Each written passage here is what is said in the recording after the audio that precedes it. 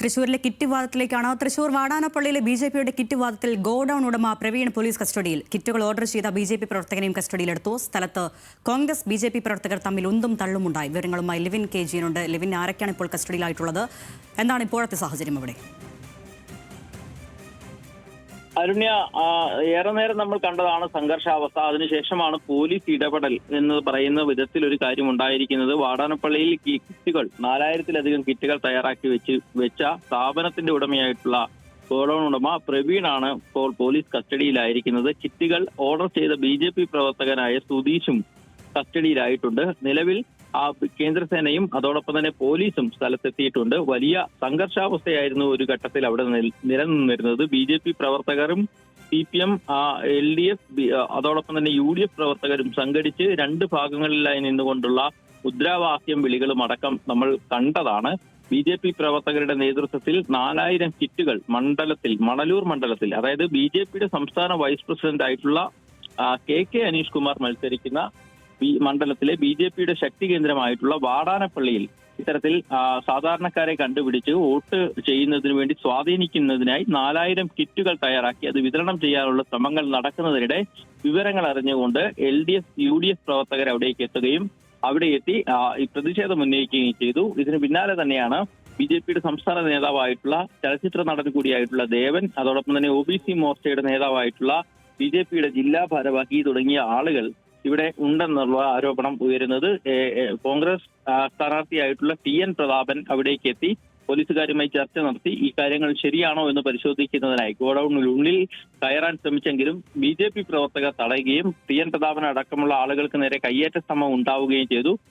LDF സ്ഥാനാർത്ഥിയായ T Ravindranath കൂടി അവിടെ എത്തുകയും ഈ പ്രശ്നങ്ങളെ കുറിച്ച് ചോദിക്കുകയും ചെയ്തെങ്കിലും ബി.ജെ.പി പ്രവർത്തകർ സംഘടിച്ച് ഈ രണ്ട് സ്ഥാനാർത്ഥികളെയും ഉള്ളിൽ കയറാൻ അനുവദിക്കാതെ സംഘർഷാവസ്ഥ ബോധപൂർവ്വം സൃഷ്ടിക്കുകയാണ് ഉണ്ടായിട്ടുള്ളത്.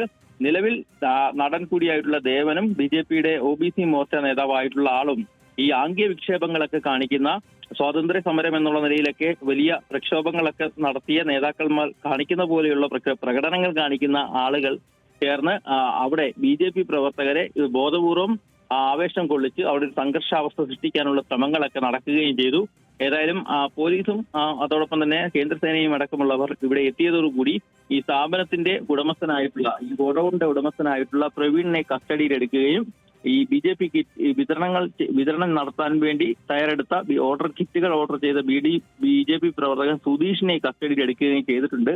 നിലവിലെ സാഹചര്യത്തിൽ ബി.ജെ.പി പ്രവർത്തകർ തന്നെ തൃശ്ശൂരിൽ നടന്നതുപോലെ തന്നെ കിറ്റ് വിതരണത്തിന് ശ്രമിക്കുന്ന ശ്രമത്തിന് മുൻപ് തന്നെ LDF, UDF പ്രവർത്തകർ അവിടെ എത്തി അത് തടയാനും അതിനെ ചെറുക്കാനും സാധിച്ചു എന്നുള്ളതാണ് LDF-ന്റെയും UDF-ന്റെയും പ്രവർത്തകർ പറയുന്നത്. ഏതായാലും തെരഞ്ഞെടുപ്പ് അട്ടിമറിക്കാനും അത് ജനാധിപത്യത്തെ കശാപ്പ് ചെയ്യാനുമുള്ള ശ്രമത്തിന്റെ ഭാഗമായിട്ടാണ് ബി.ജെ.പി RSS പ്രവർത്തകർ ഇത്തരമൊരു നീക്കം നടത്തിയത് എന്നുള്ളതാണ് LDF-ന്റെയും UDF-ന്റെയും ആരോപണം. തെരഞ്ഞെടുപ്പ് കമ്മീഷൻ വിഷയത്തിൽ ഇടപെട്ട് കേസെടുക്കണമെന്നും തക്കതായ ഇടപെടൽ നടത്തണമെന്നും അടക്കമുള്ള ആവശ്യങ്ങളാണ് LDF, UDF പ്രവർത്തകർ ആരോപിച്ചിട്ടുള്ളത്. തൃശ്ശൂരിലും അതോടൊപ്പം തന്നെ സംസ്ഥാനത്തിന്റെ വിവിധ ഭാഗങ്ങളിലും ബി.ജെ.പി തെരഞ്ഞെടുപ്പിനെ അട്ടിമറിക്കാൻ നടത്തുന്ന ശ്രമങ്ങളുടെ ഭാഗമാണ് ഇതെന്നുള്ളതാണ് ആരോപണം ഉയർന്നിരിക്കുന്നത്. കോൺഗ്രസ് ബി.ജെ.പി ആളുകൾ ഇരുവശങ്ങളിലും ചേരിതിരിഞ്ഞ് സംഘർഷാവസ്ഥയിലേക്ക് എത്തുന്ന സാഹചര്യവും ഉണ്ടായി. നേരത്തെ തന്നെ തൃശ്ശൂരിൽ നമ്മൾ സമാനമായ പരാതിയും കണ്ടതാണ്. ആ പരാതിയിന്മേൽ തെരഞ്ഞെടുപ്പ് കമ്മീഷൻ ഇടപെടുകയും പോലീസ് കേസെടുക്കുകയും ചെയ്തിട്ടുണ്ട്. ബി.ജെ.പി നേതാവായിട്ടുള്ള